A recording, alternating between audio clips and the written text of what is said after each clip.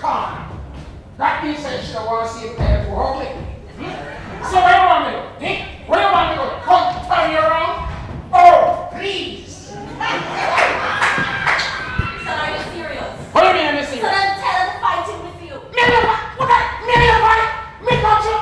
Me touch you? No, yes, I'm here to fight. Son, I'm not talking literally. Yes, you see, Chester, she not a military. Do you say military? Did I literally you? Listen, just stop. What do you mean stop? You can't like when you see the same person. Say military you. Oh, God, what? After all. Son, I can't take it anymore. What if you can't take it left in? What do you do?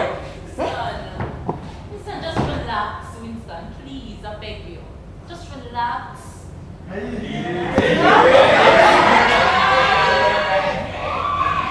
Son, we need to go back to the days when things were good between us. When we were happy, when we just met and you used to come and pick me up. Listen, I can clearly remember when we used to go to church and you were driving. You always had one hand on the steering wheel and another hand wrapped tight around the wings.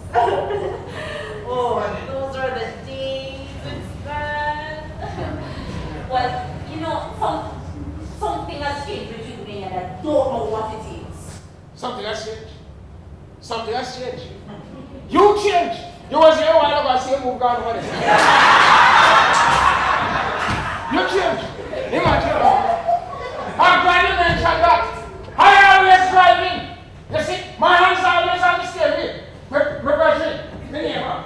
If you are driving and you get in when I go to church, who do you never the steering wheel? Where you want me to? Never the steering wheel. And come. Hold you up. I don't know where we go.